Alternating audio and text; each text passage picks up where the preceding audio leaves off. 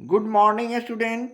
Coordinate geometry के part 18 video में सफलता की शुभकामनाओं के साथ आपका स्वागत है। एक्सरसाइज 7.2 का अब हम लेते हैं 27वां प्रश्न। पिछले एपिसोड में हमने प्रश्न 26 का सॉल्यूशन किया था।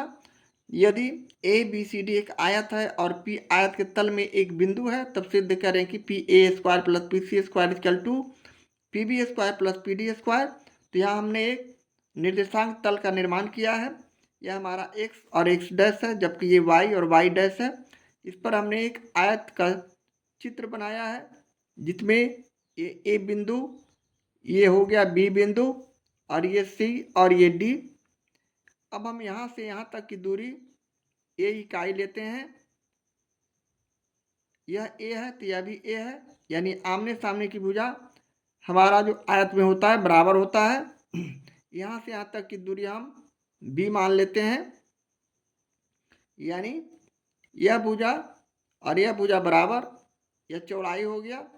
इस तरह हमारा कोई P बिंदु यहाँ लेते हैं और इसके विकर्ण को इसी तरह मिलाते हुए हम यहाँ ये सपोज दैट P बिंदु हुआ। ये हमारा P बिंदु है, इसके विकर्ण को हम इस तरह मिलाते हैं और इस बिंदु का नाम उसी तरह P देते हैं, और इसके नियामक को हम x और y मान लेते हैं। जबकि B बिंदु पर नियामक हमारा x अक्ष और y अक्ष रहने से ये 0 0 हो जाएंगे। जबकि इसी तरह C बिंदु का नियामक यहाँ से यहाँ तक की दूरी a है, तो यहाँ a और 0। उसी तरह C और D का नियामक, यहाँ D लिखने के लिए हमें a और b का a और b, यानी x हो गया a और y हो गया b।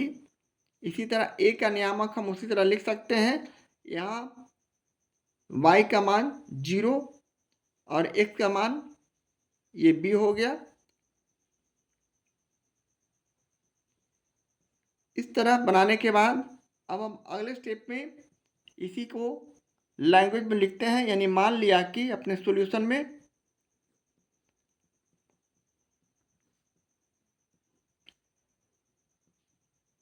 A B C D एक आयत है जिसके विकर्ण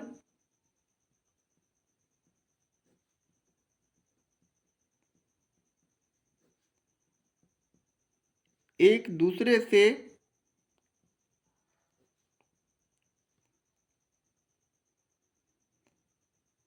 P तल पर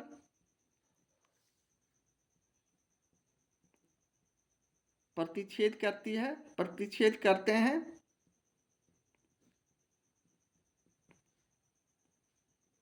जहां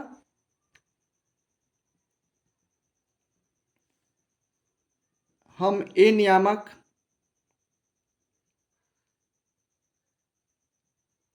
जीरो B नियामक 0 0,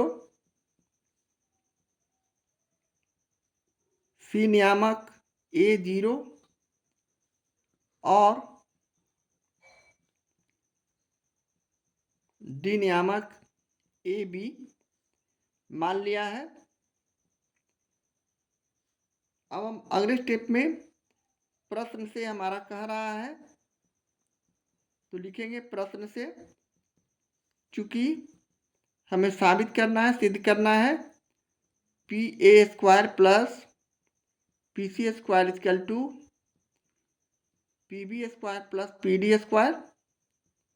यहाँ हमें सारे दूरी सूत्र से इसे हल करेंगे, यानी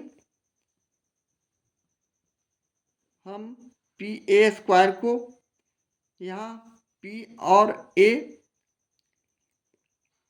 और ए यानी इसके नियामक और पी के नियामक पर ध्यान देंगे, और एक नियामक हम यहाँ छोड़ चुके हैं, यानी पी का भी हम यहाँ लिख देते हैं, पी एक्स वाई माना है।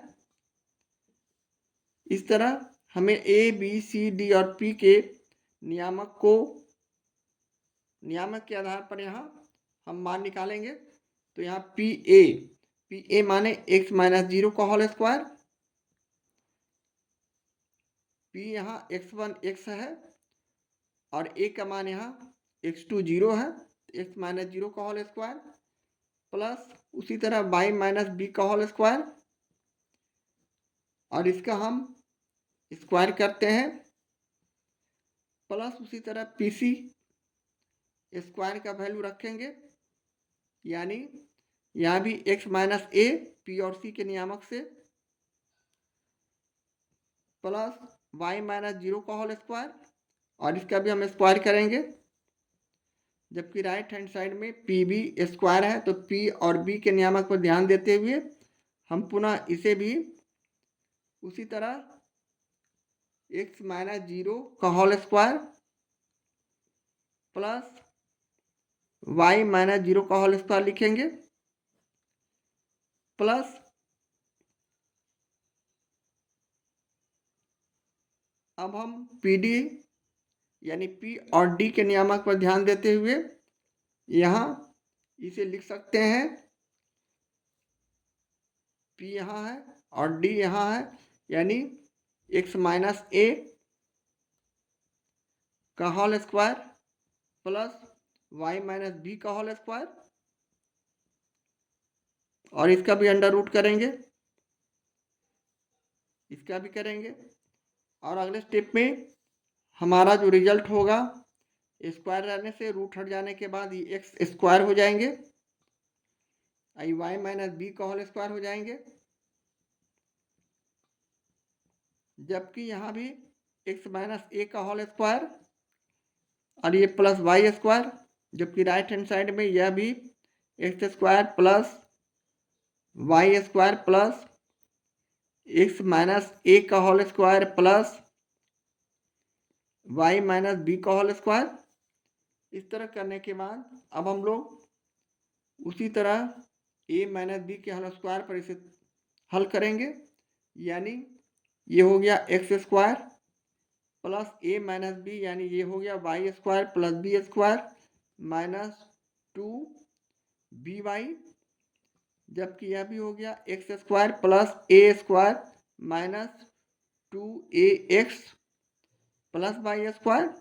ये हमारा हो गया लेफ्ट हैंड साइड वाली संख्या, जबकि राइट हैंड साइड में हम इसे अगले स्टेप में इस तरह लिख सकते हैं, X square plus Y square plus A minus B का होल स्क्वायर, यानी X square plus A square यहाँ माइनस 2ax, जबकि इसे भी हम वाई स्क्वायर यानी वाई माइनस बी को ए माइनस बी के होल स्क्वायर पर Y square plus B square minus 2by लिख सकते हैं।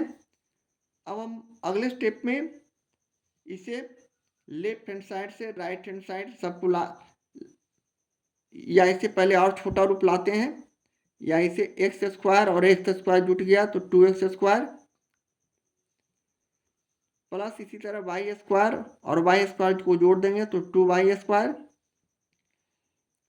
इसी तरह बी स्क्वायर हमारा 2y स्क्वायर और ए स्क्वायर, सॉरी यहाँ ए स्क्वायर पहले और प्लस बी स्क्वायर हमारा बच जाएगा, जबकि अगले स्टेप में 2ax और माइनस 2ax यहाँ हम इसे उसी तरह लिखते हैं, यानी माइनस 2ax माइनस 2by, इसी तरह राइट हैंड साइड में 2x square plus 2y square plus A square plus B square minus 2ax plus minus 2by हो जाएंगे, और पुनः हम इसे और आगे हल करते हैं तो ये हमारा संख्या दोनों तरफ का बराबर आ रहा है, यहाँ भी 2x square plus 2y square, यहाँ भी 2x square plus 2y square, A square plus B square, यहाँ भी A square plus B square minus 2ax minus 2by minus 2ax minus 2by, इसलिए इस आधार पर हम कर सकते हैं, इसलिए left hand side is equal to right hand side, इसलिए P A square plus P C square is equal to P B square plus P D square हम यहाँ लिख सकते हैं और यही हमें साबित करना था। इस तरह हम प्रश्न 27 का सॉल्यूशन करते हैं। एक्सरसाइज 7.2 का ये रहा 28वां प्रश्न। निर्देशांक का प्रयोग करते हुए सिद्ध करें कि आयत के विकर्ण समान होते हैं। यहाँ हमने एक निर्देशांक तल का निर्माण किया जिसे हम ए बी सी डी बिंदु लेते हुए एक आयत का चित्र बनाया। यहाँ आमने सामने का भुजा आयत में बराबर होता है, यानी ये लंबाई और ये लंबाई बराबर, यानी डी सी बराबर ए बी और सी बी बराबर डी ए या ए डी बराबर बी सी हम यहाँ लिख सकते हैं, जिसके विकर्ण यहाँ ए सी और बी डी है। तो हम यहाँ लिख सकते हैं अपने लैंग्वेज में। सबसे पहले हम यहाँ से यहाँ तक की दूरी लंबाई हमने ए मान लिया है, जबकि चौड़ाई हम यहाँ बी मान लिया है। उसी तरह का प्रश्न लगभग इस तरह यह बी है तो यह भी बी है, यह यहाँ से यहाँ तक दूरी ए है तो यह भी ए है और इसे हमें साबित करना है। तो सबसे पहले यहाँ एक्स अक्ष और ये वाई अक्ष है तो इसका नियामक 0 0। उसी आधार पर बी का नियामक यहाँ से यहाँ तक दूरी ए है, यानी एक्स का मान ए और वाई का मान 0, तो ए 0 नियामक हो जाएंगे। उसी तरह सी का नियामक यहाँ से यहाँ तक दूरी ए और यहाँ से यहाँ तक दूरी बी है, तो हम यहाँ ए कॉमा बी लिख सकते हैं। इसी तरह डी का नियामक हम वाई का नियामक 0 और एक्स का नियामक 0 और वाई का नियामक यहाँ बी लिख सकते हैं, इसलिए कि बी है इसकी दूरी। अब इसे ही हम लैंग्वेज का रूप देंगे, यानी मान लिया कि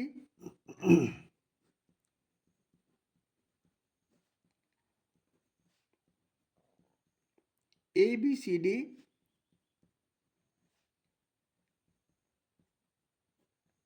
एक आयत है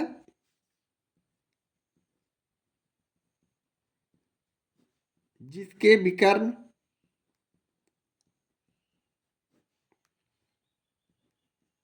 AC और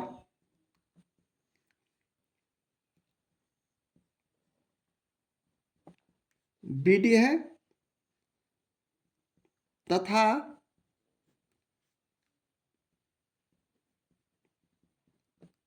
शीर्षों के नियामक या निर्देशांक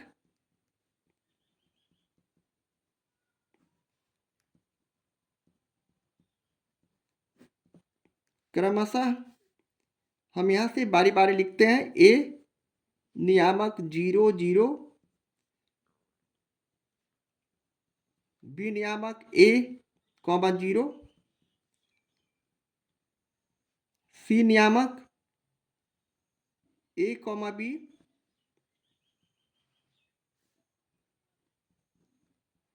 और डी नियामक 0 कॉमा बी। क्योंकि आयत के आमने सामने की भुजा बराबर होती है तो हम यहाँ लिख सकते हैं, क्योंकि आयत के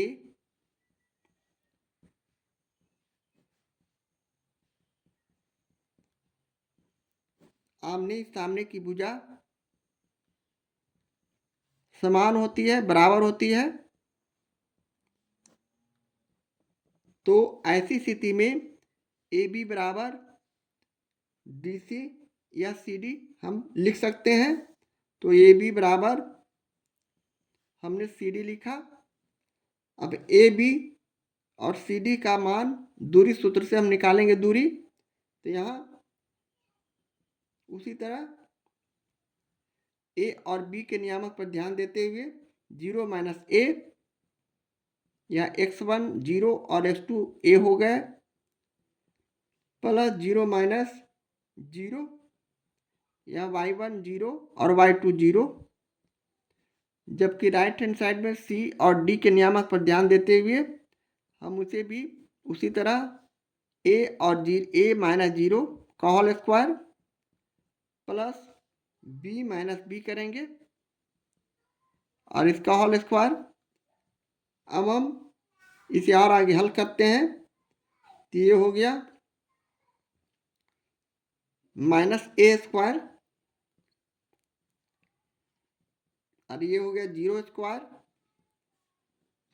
इसका अंडर रूट करते हुए पुनः हम इसे भी लिख सकते हैं a² प्लस b में से b चला गया तो यह भी 0।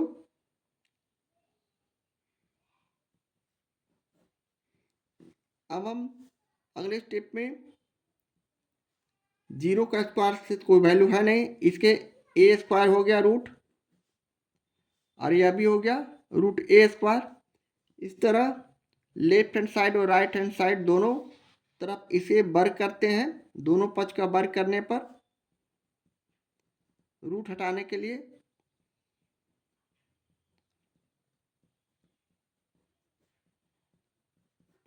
तो हम वर्ग करेंगे तो ये यहाँ स्क्वायर हो जाएगा तो रूट हट जाएगा, तो इसका आंसर हो जाएगा a। इसका वर्ग करते हैं या इसे हम सीधे a लिख सकते हैं,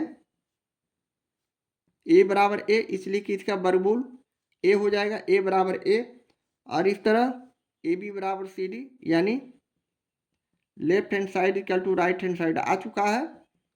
यानी आयत के AB और CD भुजा बराबर है, यानी AB बराबर CD, अर्थात हमारा जो लंबाई हमने a माना था वह हमारा आ चुका है, इसका भी a और इसका भी a।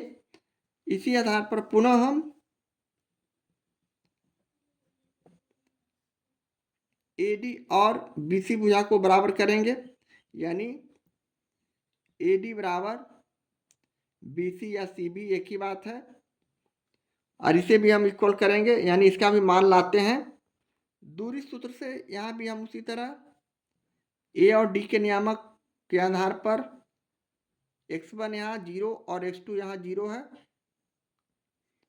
Plus y1 minus y2 यानी 0 माइनस b का whole square equal to right hand side में भी पुनः हम b और c के नियामक पर ध्यान देते हुए a माइनस a का whole square plus 0 minus b का होल स्क्वायर लिख सकते हैं। इसे भी हम आगे हल करेंगे तो ये 0 का स्क्वायर का कोई वैल्यू है नहीं, माइनस b का स्क्वायर करेंगे तो ये हो जाएगा b², या इसे -b² इसे समझने के लिए लिख सकते हैं। यहाँ भी हम a कट गया यानी 0, यहाँ भी हो गया -b², यानी हम इसे भी b बराबर b लिख सकते हैं, इसलिए कि इस पर भी रूट है, इस पर भी रूट है। इस तरह यहाँ भी हमारा left hand side equal to right hand side आ चुका है, यानी इस आधार पर कह सकते हैं, इसलिए AD बराबर BC, तो हमारा चौड़ाई भी b हमने जो माना था वह आ चुका है। अतः इस आधार पर हम कह सकते हैं। अब हम आयत के विकर्ण की जांच कर लेते हैं सबसे पहले पुनः, इसलिए कि विकर्ण हमारा अगर इक्वल है तभी हम जाकर इसे साबित कर सकते हैं कि हमारा यह आयत है, इसलिए कि विकर्ण बराबर नहीं रहने पर यह समचतुर्भुज बन सकता है। तो विकर्ण AC है और DB है, पुनः AC बराबर DB। अब पुनः हम AC का दूरी सूत्र से उसी तरह यहाँ निकालते हैं, यानी 0 माइनस a का होल स्क्वायर, a और c के नियामक पर ध्यान देते हुए x1 यहाँ 0 और x2 यहाँ a है, प्लस 0 माइनस b यानी y1 यहाँ 0 और y2 यहाँ b है। इसी तरह राइट हैंड साइड में भी d और b के नियामक पर हम d और b के नियामक से हम यहाँ 0 माइनस a का होल स्क्वायर लिख सकते हैं, यहाँ x1 0 और x2 a है, प्लस b माइनस 0 यहाँ y1 यहाँ b और y2 यहाँ 0 है, इसका होल स्क्वायर करते हुए अगले स्टेप पे हम इसे माइनस a का whole square plus minus b का होल स्क्वायर लिख सकते हैं, जबकि राइट हैंड साइड में भी हम पुनः -a² प्लस b² लिख सकते हैं। अब हम अगले स्टेप पे इसे -a² है तो इसे a² और इसे भी बी स्क्वायर लिख सकते हैं। राइट हैंड साइड में भी इसे हम ए स्क्वायर और प्लस बी स्क्वायर लिख सकते हैं। इस तरह left hand side equal to right hand side यहाँ भी आ चुका है, यानी हमारा जो ए सी और डी बी विकर्ण है वह भी इक्वल है, जो इस बात की संभावना है कि ये हमारा आयत है, इसलिए कि आयत के आमने सामने की भुजा बराबर और विकर्ण भी बराबर होते हैं। तो हम यहाँ से लिख सकते हैं अतः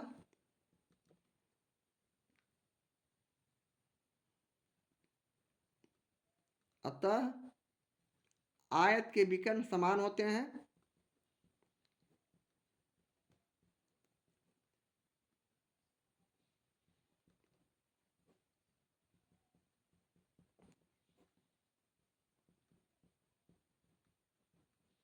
और ये हमारे प्रश्न का सॉल्यूशन है, आंसर है, यह हमें साबित करना था।